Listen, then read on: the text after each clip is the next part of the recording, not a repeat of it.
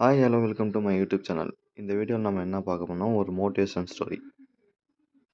அதுக்கு முன்னாடி ஒரு ஆன்லைன் ஷாப்பிங் அப்ளிகேஷன் பார்க்கலாம்.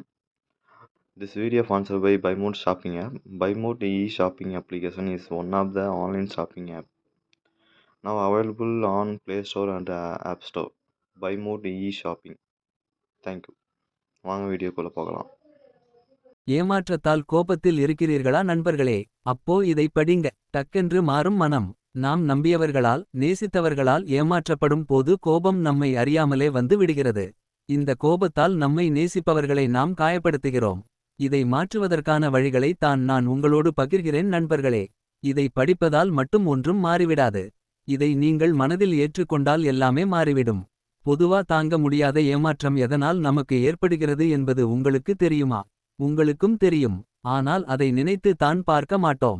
பிறருக்கு நாம் அறிவுரை கூறுவோம். ஆனால் நமக்கு எடுத்துக் கொள்ள மாட்டோம். நாம் ஒருவரை அளவுக்கு அதிகமாக நம்புவோம்.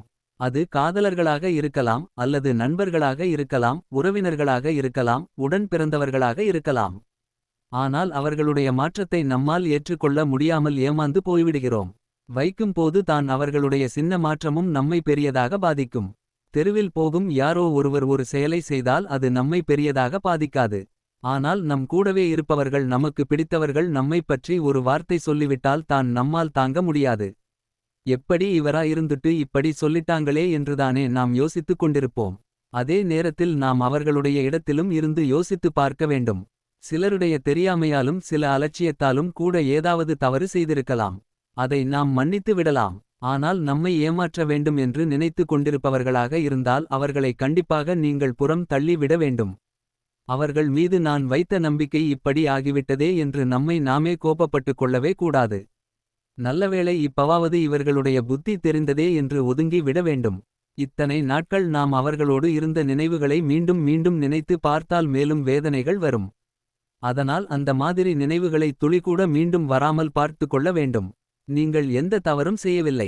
உங்களை ஏமாற்றுகிற நபர் தான் தவறு என்றால் பிறகு எதற்கு நீங்கள் அவர்களை பற்றி யோசிக்கிறீர்கள்? அவர்களுக்கு முக்கியத்துவம் கொடுக்கீங்க. நீங்களே நினைத்து பாருங்க, நீங்க அவங்களுக்கு நல்லது செஞ்சும் உங்களை ஏமாற்றுபவர்களை நீங்கள் எதற்காக நினைக்கணும்? ஏமாற்றங்களால் தான் பலருக்கும் கோபங்கள் ஏற்படுகிறது. அதே கோபத்தால் தான் விரக்தி ஏற்படுகிறது. விரக்தியால் நாம் தவறான முடிவுகளை எடுக்கிறோம்.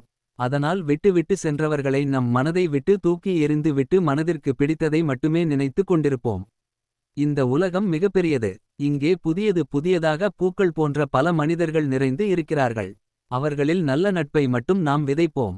பலன் அதற்கு விரைவில் நமக்கு கிடைக்கும். குறிப்பிட்ட நபர்கள் மீது நாம் அதிகமான பாசம் வைத்திருப்பதால் அவர்கள் இல்லை என்றால் நம்முடைய வாழ்க்கையில் இல்லையே என்று நாம் பதறுகிறோம். ஆனால் அப்படி இல்லவே இல்லை.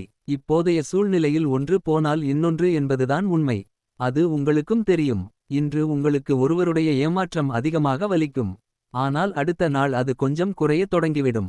அதைத் தொடர்ந்து நீங்கள் பல பேரிடம் பேச இதுவெல்லாம் ஒரு விஷயமா என்று மாறிவிடும். ஆனால் இன்றைய நாளை நீங்கள் கடப்பது தான் முக்கியம். அதனால் நாம் நடப்பதை எல்லாம் நன்மைக்கே என்று நினைத்து கொண்டு இக்கட்டான சூழ்நிலையில் அதிலிருந்து வெளிவருவதற்கான என்ன உங்களால் செய்ய முடியுமோ அதை செய்யுங்க. அதில் மேலும் மேலும் மூழ்கிக் கிடக்க மட்டும் யோசிக்காதீங்க. நாம என்ன மாதிரி நினைத்து கொண்டிருக்கிறோமோ நம்ம வாழ்க்கை அப்படியே தான் போய்கிட்டு இருக்கும்.